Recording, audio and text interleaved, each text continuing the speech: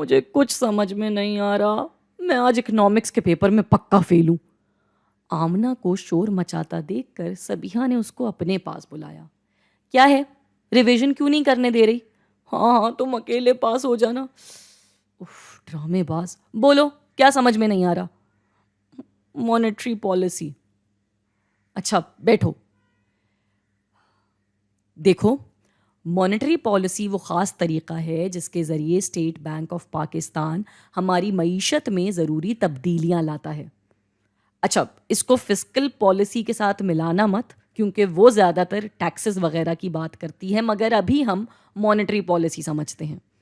دیکھو یہ آیا گراف، یہاں پیسے کی مقدار، یہ ہے نامنل انٹرسٹ ریٹ، یہ مانگ کا کرو جو کہ تمہیں پتہ ہی ہے کہ نیچے کو جاتا ہوا کیوں ہوتا ہے، یہ فراہمی کا کرو کیونکہ ہم کلاسیکل ماڈل کی بات کر رہے ہیں، وہ ماڈل جو تب استعمال ہوتا ہے جب پیسے کے چھاپنے اور اس سے منسلک دوسرے فیصلے کسی ایک ادارے کے ہاتھ میں ہوتے ہیں، جیسے ہمارے ہاں اسٹیٹ بینک۔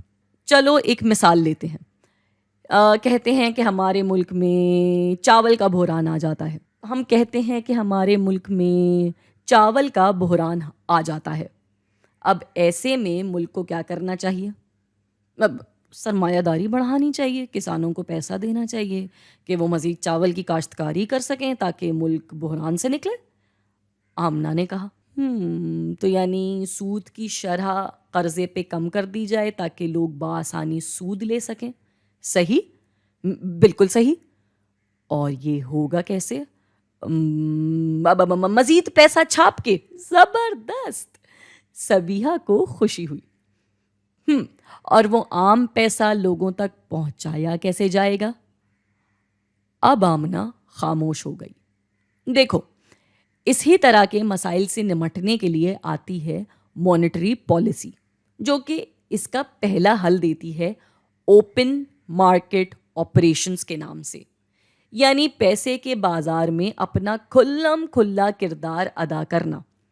اس میں یہ ہوتا ہے کہ اسٹیٹ بینک نئے نوٹ چھاپ کر عام لوگوں سے ان کی سیونگ سرٹیفکیٹس خرید لیتا ہے۔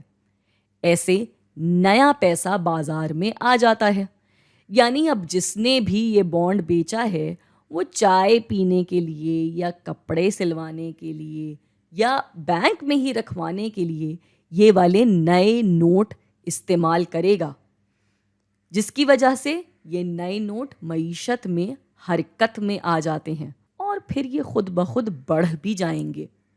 ہیں؟ پیسہ بڑھ کیسے جائے گا؟ آمنہ بیچ میں بولی۔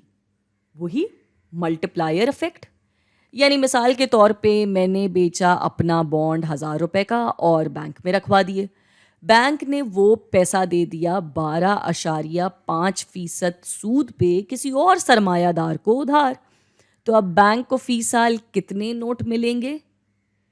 جی ایسے ہی 1000 کا نوٹ 8000 کا ہو گیا۔ ارے واہ، 1000 روپے پہ یہ حال ہے، زیادہ پیسے پہ کتنا ہی بڑھ جاتا ہوگا۔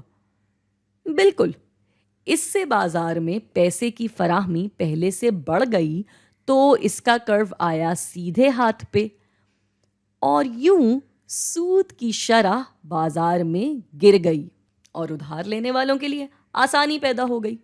اب مثال لیتے ہیں دوسری صورتحال کی کہ جی لوگ ملک میں بہت ادھار لے رہے ہیں اور اب ادھار لینے کو کم کرنا ہے، یعنی سود کی شرح بڑھانی ہے تاکہ لوگ ادھار لینے سے ڈریں یا کم ادھار لیں۔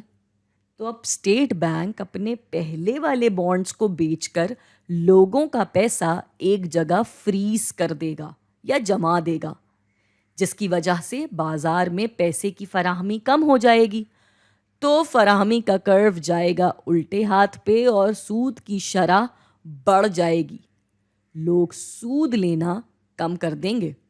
ارے واہ، یہ تو سب کچھ سمجھ میں آ گیا۔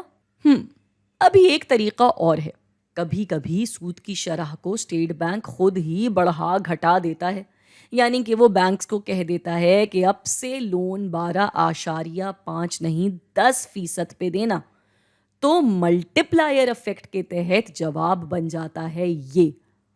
اور ہاں، اپنے مالی اداروں کی حفاظت کے لیے اسٹیٹ بینک ایک ڈسکاؤنٹ ریٹ بھی رکھتا ہے.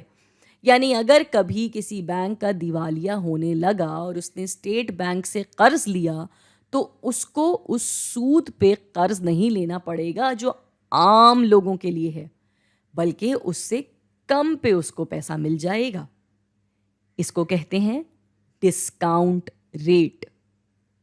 تو یہ سب کچھ ہمارے ملک میں فائدہ کیوں نہیں لاتا؟